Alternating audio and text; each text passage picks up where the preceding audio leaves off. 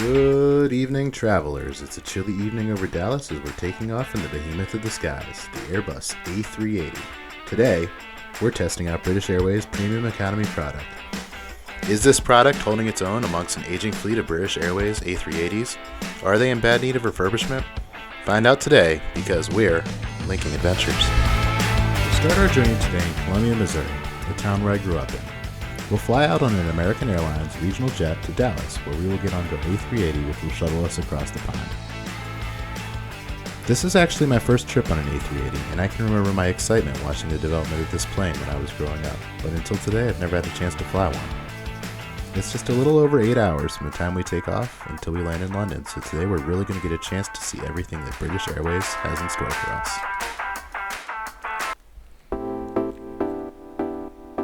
A mid-afternoon departure today gave me plenty of time to relax and enjoy my morning before my transatlantic ordeal. One of the advantages of a small regional airport like this is that there's usually only one flight at a time, so I rolled up to the curb a little under an hour before my flight, rather than the usual 2 hours. I walked into a terminal that was practically still smelling like a new terminal. I love what they've done here. The lobby has plenty of seating and even a few lounge areas with sofas. When I started my career working on ships, yes, I do have a day job. I used to fly to this airport all the time, and at the time it was cramped and unpleasant. The city of Columbia sank a lot into this airport, and their effort really shows. Their partnership with American Airlines and the investment in new infrastructure has allowed larger E-175 planes to fly here as opposed to the E-145. This offers more people access to the heart of Missouri. Columbia Regional Airport. About to board our flight to Dallas, where we'll connect on and fly with British Airways on to London today. This is my first time I've been in this airport since the new renovations, and I've got to say that I'm quite enjoying it. It's small, but it's efficient. There's no line for check-in, and security went like a breeze. So here we are. There's a nice little lounge section. Enjoying these comfy seats with charging ports, and we're about to board our flight, so I'll see you later. A quick taxi and takeoff roll later, we were off over the frozen Missouri farmland. My first flight today was wonderful, and the cabin crew did a great job. But, as today's video is on the A380 and British Airways, I'll spare you those details. Before too long, we landed to a clouded Dallas, and after deep planning, I was off to find a lounge and grab a bite. You know, just in case I found the food on this British Airways flight to be, shall we say, lacking. We are making our way over to D gates. We got about 2.5 hours before the next flight, so I'm gonna go find a lounge and a comfy place to lay low for a couple hours. I'll keep you posted. As I made my way to the next terminal, I admired all the planes lined up next to the building. I never grew tired of the SkyTrain and all the tarmac views as we passed by. When I arrived at the American Express Centurion Lounge, I found that it was a bit crowded, but since it usually has better drink selections than that of the Admirals Club, I headed there first. After I enjoyed the food and a cold brewed coffee, I headed to the American Airlines flagship lounge, which I get into due to my One World status. But this review isn't about lounges, so I'll have to catch you up on that another time. I arrived at my gate before boarding had officially commenced to find that boarding had already begun. There was a mob of passengers crowded around the gate, and despite the best efforts of British Airways, I was held back from my original Group 2 boarding by a mob of passengers. I'd board with Group 3 today. As I boarded the plane, I was directed up the stairs to the second level of the A380.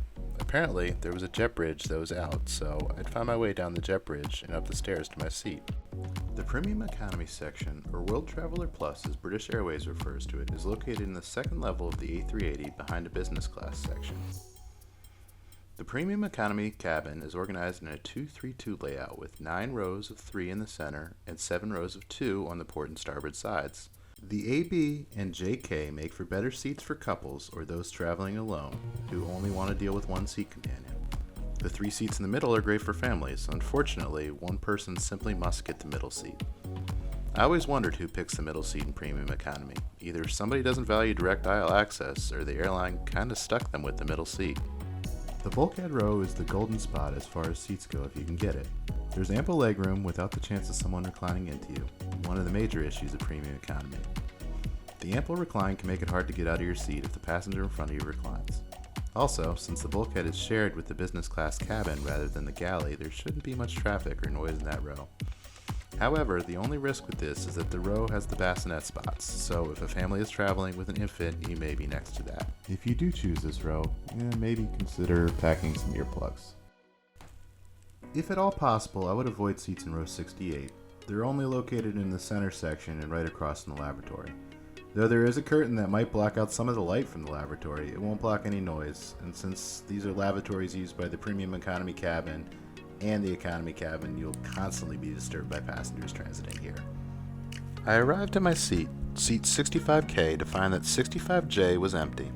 My seat came stocked with a soft pillow, a blanket, which I did not use, and a small amenity kit. As the plane continued to board, I couldn't help but hope that it would stay empty. As it turns out, I got my wish, and the seat did stay empty. It turns out the only empty seat in the Premium Economy cabin was next to mine. Lucky me. This would come in handy later, but we'll get to that in a second. My initial impression with the seats is that these seats are dated, the plastic is definitely yellowing, and some seats have visible cracks in the plastic. All the seat back screens look old and dingy, however, despite this, the upholstery looks to be in good condition. British Airways Premium Economy seats are fairly basic. The headrest does go up and down, the seat reclines, and a leg rest folds out from the seat in front of you. My seat rest was flimsy and squeaky. When I put my feet on it, it definitely moved from side to side a little bit. But the one in the seat next to me worked perfectly fine. Remotes for the IFE controls were located in the seat next to my leg with headphone jacks and recline controls. The placement of the headphone jacks could be problematic. If you brush the headphone jack with your leg, it might get off with a little bit of static as you try to watch the in-flight entertainment screens. I will say that one feature of the seat that I really did enjoy was the armrests. Unlike the product I experienced on Delta, the outside armrest is just a standard armrest, and it allows the ability to spread out a little bit more. This made my seat feel a little bit roomier. A major advantage of British Airways' decision to put the Premium Economy section on the upper deck is that the window seats on the top deck, seats A or K, has storage bins on the side. It's a nice design feature by Airbus to absorb the extra space due to the extreme curvature of the fuselage. I was able to empty the contents of my rucksack into them, something that I needed to do since the room to shove it under the seat in front of me was so small. Another perk of this seat is that for a larger passenger like myself, there's a ton of extra shoulder space that this seat offers. Having broad 24-inch or 61-centimeter shoulders, I am 4 inches wider than the seat. Were there a passenger in the aisle seat, this would offer extra room for me to run into. As far as legroom goes, there was more than enough space for me to stretch out my 6'2" or 188-centimeter body.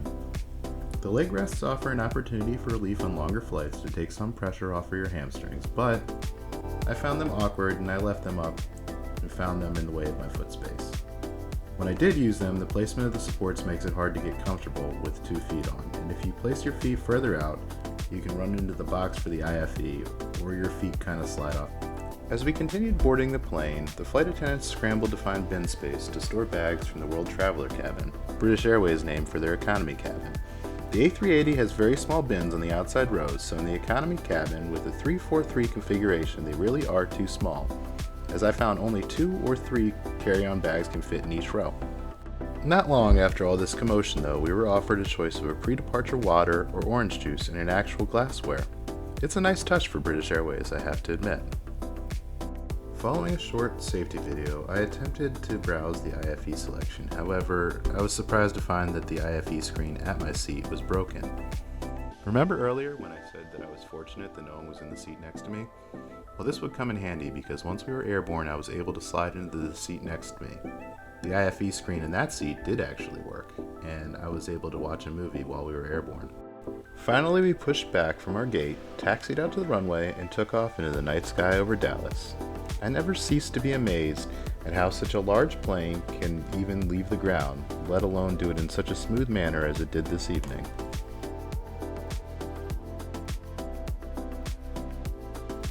Once airborne, I took a minute to try on my headphones. They certainly seemed a bit dated, and if I moved around gave off a bit of static, but they did work perfectly fine. Before too long, the flight attendants came around with a warm towel before starting drink service.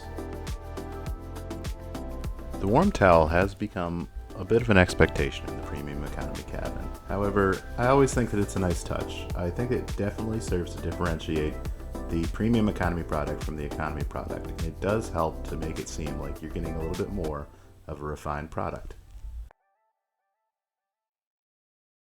As I folded my tray table out, I did find it to be more than adequate for the job it needed to do.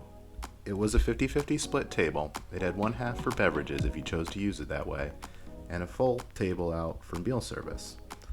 While it did do the job, it was a bit on the smaller side, and since it was only supported on one side, if you did put any weight on it, it tended to have a little bit of flex to it.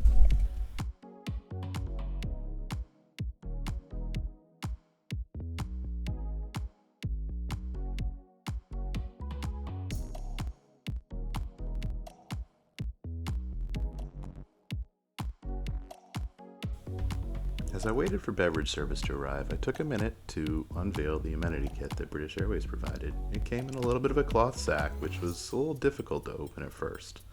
Inside, we had a pair of socks that was provided by British Airways. Although once I wore them once, they kind of seemed to be single use, which doesn't really go far along the lines of sustainability.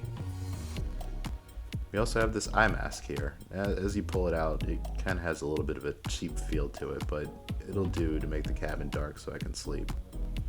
There's a pen. Nothing spectacular here, but it is a nice touch. It's kind of more like a big pen you would get anywhere at any office supply store. There's a toothbrush and a toothpaste in a hermetically sealed tube, so at least you know it's sanitary. There's a card that British Airways has to advertise their products. And finally, there's a tube of lip balm, which, if you're dehydrated or your mouth's a little dry on this flight, it could help. It's a nice touch. In all, the amenity kit is a bit better than you would get in the economy cabin, but it's still not as nice as what you would get in the business class cabin. But either way, it's a nice touch by British Airways. When the flight attendants finally came around with beverage service, I was given 2 bottles of wine during service. However, despite glassware being given out pre-flight, we got plastic cups this time. It kind of felt a little cheap to me, and I found this to be a bit inconsistent of a product on the hand of British Airways. After beverage service, the flight crew quickly offered meal service. I really appreciated this since it was such a short flight and I was hoping to catch some sleep before we landed. However, when dinner was served, I was not offered any additional wine or soft drinks with the beverage service, just water. It's probably for the best since I really need to focus on staying hydrated for such a long flight. Despite poor presentation, the meal service was actually pretty good. The chicken was moist enough, there was a roll, a little bit of cheese, a salad which was actually pretty good, and a pastry for dessert. I found that it definitely sufficed for the length of the flight. After dinner, I drifted off to the bathroom to have a look around. It's tight, but it's clean, and it's in pretty good order, so as far as that goes, you're in pretty good hands. As I finally drifted off to sleep, I found that the cabinets to my right side really did give me some extra space that I very much did need. I ended up putting the extra pillow offered by the empty seat next to me to good use for some lumbar support, as I found that the seat that I was sitting in was lacking any. As far as the armrest offering room to spread out, that was welcome as well as I jockeyed myself into position to find a good place to sleep. I found that the IFE box to the right of the seat in front of me, where I would have wanted to put my right leg, was in an inconvenient spot. However, there was a gap between the seat in front of me and the storage lockers, which provided me some extra room to spread out. An hour before landing, cabin crew offered a second service. It was nothing fancy, just a paper wrap breakfast wrap. But it was crunchy enough and adequate to hold me over until I could get something more substantial at Heathrow Airport. Cabin crew also offered coffee, tea, or water, which really helped me to wake up before I had to face Heathrow and everything that Heathrow has to offer. So what are my final impressions of British Airways World Traveller Plus product? Well, I do certainly think that this is a good middle ground between economy and business class. For such a short transatlantic flight, it's hard to justify paying up for business class. On the other hand, being a broad-shouldered passenger, the extra seat width is so worth it. With my flight today coming in at less than World Traveller would have cost me for some strange reason that I still don't know, the decision to do so was kind of a no-brainer. British Airways puts out a decent enough product here, and it certainly stands its own against other airlines. However, British Airways A380 Fleet is nearing 16 years old, and that certainly shows. I was unimpressed with the feeling that the cabin was deteriorating. I do know that British Airways plans to revamp their aging business product for a newer one. I can only hope that they do so for premium economy as well. If you enjoyed traveling with me today, I hope you hit the subscribe button so you can follow along on my upcoming adventures. Thanks for coming along with me today. I couldn't do any of this without you. I'd also like to give a good thank you to British Airways and the amazing flight crew that I had on today's flight. Having a good flight crew certainly helps to improve the overall travel experience. Until next time, safe travels.